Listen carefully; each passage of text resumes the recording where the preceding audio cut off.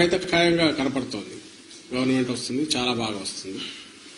మొన్నటికి అంత కూడా జరిగింది, మిగిలిన చోట్ల జరిగిన చోట్ల కూడా పోలింగ్ పర్సెంటేజ్ పెరిగాయి. ఓటింగ్ జరిగే శాతాన్ని బట్టి చూసి యాంటీ ఇన్కంబెన్సీ అనుకుందామంటే మీరు గమనించిన జగన్మోహన్ రెడ్డి గారి మీద అంత వ్యతిరేకత పెంచుకుని ఈ వర్గాలు ఏ వర్గాల కోసం అయితే నిలబడినాడు వాళ్ళు రావడానికి అంత ఇది రీజన్ కనపడత లేదు. వీళ్ళందరూ చంద్రబాబు నాయుడు గాని ఆయన పార్టీ గాని పెట్టిన సూపర్ 6 అనే ఇది గాని లేదా ఆయన అర్జెంటుగా తెచ్చుకోవాలని వాళ్ళ కోరుకుందా అని చూద్దామంటే అంతా అటువైపు కనపడలేదు. ఎందుకంటే చంద్రబాబు నాయుడికే తన అజెండా మీద నమ్మకం లేదు. ఆయన సూపర్ 6 గురించి కూడా ప్రచారం చేసుకోవాలి.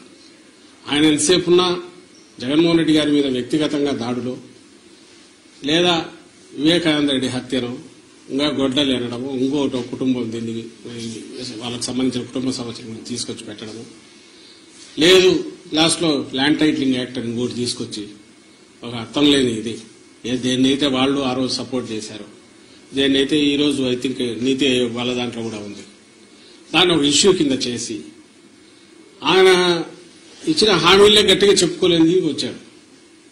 ఎందుకంటే ఆయనకే నమ్మకం లేదు. ఇంతకుముందు కూడా చెప్పాం అది హామీలను అమలు చేస్తాడే నమ్మకం జనానికి లేదని ప్రజలకు లేదని అది ఆయనకు అవగాహన ఉంది కాబట్టి అది వదిలేసి కేవలం వైఎస్ఆర్ కాంగ్రెస్ పార్టీని లేదా వైఎస్ఆర్ కాంగ్రెస్ పార్టీ నాయకులను అందరికంటే ముఖ్యంగా జగన్మోహన్ రెడ్డి గారిని వ్యక్తిగతంగా దూషిస్తూ మొత్తం వాళ్ళ క్యాంపెయిన్ అంతా దాంట్లో నడిచింది.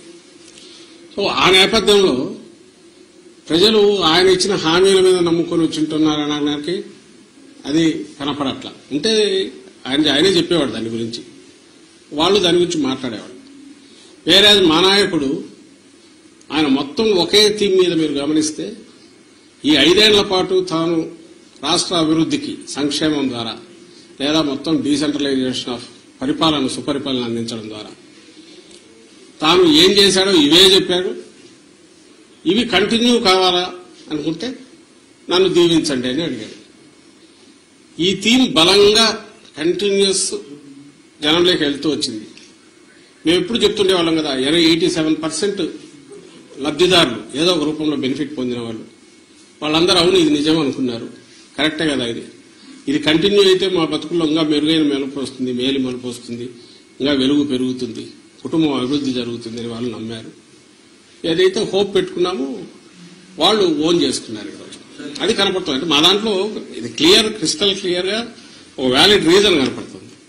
నాకు టీడీపీ వైపు నుంచి ఒక్క రీజన్ చెప్పండి, మేము మీడియానే అడుగుతున్నాం, ఇదిగో ఈ రీజన్ వల్ల వీళ్ళకి వచ్చి ఉండొచ్చు కదా అని అనుకోవడానికి ఒక్కటి చెప్పండి.